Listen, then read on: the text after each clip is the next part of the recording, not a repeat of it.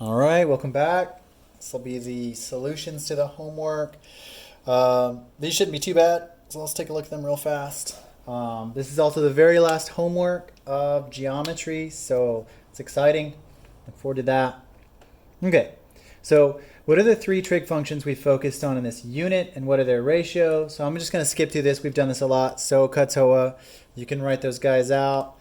If you can say SOHCAHTOA out loud, you can write the answers to those three: sine, cosine, and tangent functions.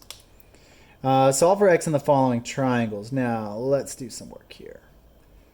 Okay, so just like in the lecture before, this is the exact same game we're playing. So we just need to identify what information we have and then apply the correct trig function to it. So they've given us a hypotenuse here, it looks like, and one of the legs, and they gave us 55 degrees. So we need to figure out how this side relates to the 55-degree angle. Cool. And it looks like it's going to be, in fact, its adjacent side, right? So that means we have an adjacent side and we have a hypotenuse. Cool. So which sine function can we use when we have an adjacent? Let's write this out. So SOHCAHTOA out here. I'll just leave that there. So which one do we use? So we have adjacent and hypotenuse. Boom, cosine. So cosine of 55 degrees in this problem will be what? 3 over x. We just use a bit of algebra to solve for this. X is going to be 3 over the cosine of 55 degrees. Cool. And this is 3 divided by the cosine of 55 degrees. 5.23. Cool. Now that's a side length. So let's take a look at that. That is our hypotenuse, in fact, right? So that makes sense. If we look at the picture, if the side length is 3, x should be 5.23. Okay, that makes sense. That's all that matters. All right, let's keep going. That was A. All right, B. All right, again, let's identify what's going on in the triangle. It looks like the hypotenuse is, there's no information on the hypotenuse, but relative to the angle 29 degrees, this is its adjacent side, which is x, and its opposite side, which is 17, which means we need to use tangent, opposite, adjacent. So plug all that info in. Opposite is 17 over x. So x must be 17 over tan 29. Cool. Again, another little calculator problem. Let's go. 17 divided by the quantity tangent 29 degrees. There you go, 30.66.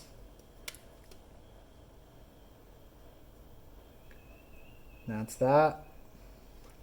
Again, that's a side length. That's the longer leg. That's all we know about that. Sometimes we don't have enough information to answer everything, but we do have enough to answer at least what they're asking, right? We could continue on and figure out what the hypotenuse is, but that's for another day.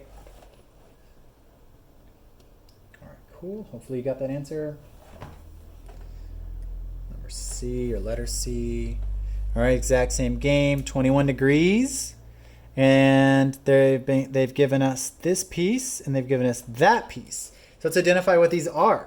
11 looks like the hypotenuse and x is going to be the opposite, right? Which means we're looking for O and H, right? Which is sine.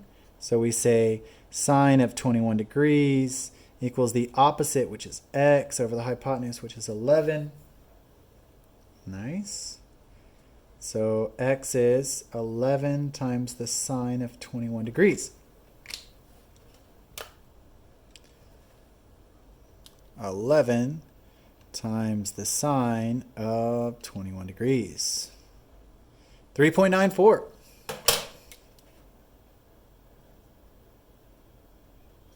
.94. Again, all of this is unitless, sadly, but that's okay. So what they're saying is that smaller leg right here should be 3.94 relative to a hypotenuse, which is 11. That at least makes sense. All right, we'll move on. Okay, we're leaving the part of just identifying parts of a triangle. Of course, the question goes off the screen a little bit. That's okay. If you're at home, you can just read it off of your own screen. A pine tree is approximately the shape of a cone. The triangular cross-section of it has a slant height of 20 feet, and the angle formed by the tree with the ground is 72 degrees. Estimate the height of the tree and round your answer to the nearest foot. Okay, easy enough. This is just our application problem, right? So we've been given an altitude, which is wonderful, and we've been given 72 degrees, and they want us to find that height, right? So let's call that a height, H. Excellent. And they've given us a hypotenuse of the smaller triangle. So now, that's enough information to solve this, oddly. It doesn't feel like it is, but it's enough. So they've given us the opposite side that we're defining as H, and they've given us a hypotenuse. So they've given us some O over H, which means we're going to be using the sine function of 72 degrees. Excuse my poor handwriting. Hopefully you can see that. All right, cool. Which of course is, and this H here stands for hypotenuse. Sorry for the multiple H's. This stands for H. So our opposite side is actually our height. We're going to define as the height. And our hypotenuse here is 20. Cool. So just like before, we solve that. We find our height is 20 times the sine of 72 degrees, which is, just like before, 20 times the sine of 72 degrees. Too many parentheses. Let's try that again. 20 times the sine of 72 degrees. 19. Let's just call that a nice round 19. You could put 19.02 if you wish. That's it. They have it in feet. So we presume this tree, pine tree, is approximately 19.02 feet. That's all there is to it. Oh, it says estimate the height of the tree, round your answer to the nearest foot. So that would just be 19 feet. Very nice. Okay. All right. Good.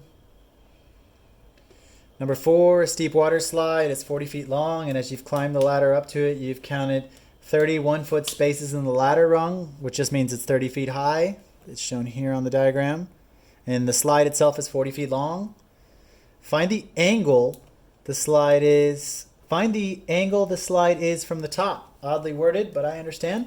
I want you to find angle X. Okay, so what should we use? Relative to angle X, we have what? We have an adjacent side and we have a hypotenuse. So just like earlier, we're playing around with these ideas of identifying which trig function to use. So what do we do when we have an adjacent side and hypotenuse? We use the adjacent hypotenuse trig function, cosine. So cosine of angle X will equal 30 over 40. Cool. Now, this is a hard concept to kind of wrap your brain around, but how do we actually get a theta out of this, right? Before we've just been doing ratios, right? But if we want to extract the angle X out, what do we need to do? Well, it's kind of complicated and it's kind of easy. So let me get some space here. We need to take the inverse cosine of both sides of the equation. So inverse cosine of both sides. Cool? So now the inverse cosine of cosine cancels out that cosine function and we get the angle X. Cool, and then in our trusty calculator, we come over here and we say shift cosine, which is inverse cosine, of 30 divided by 40. And we get 41.4 degrees. Cool, that's it. Oh, it says round your answer to the nearest tenth of a degree. Did we do that okay? Yep, we did. All right, so that's the angle of the slide right there. That's all there is to it. Remember, when you're trying to extract an angle from a trig function, you need to take the inverse trig function of whatever trig function you're using. So if you're using cosine, inverse cosine. If you're using sine, inverse sine, etc. All right.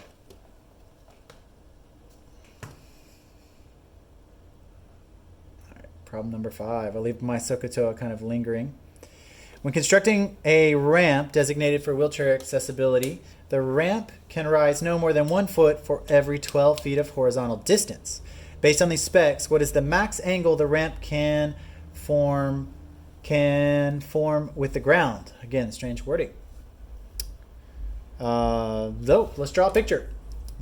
So it says when constructing a ramp designated for wheelchair accessibility, the ramp can rise no more than 1 foot for every 12 feet of horizontal distance. So let's go 12 feet of horizontal distance. Let's go 1 foot of rise, and let's draw a triangle. Cool, that's what I would do, right? And poorly drawn picture, I know, but inside of this is some theta that we need to solve for.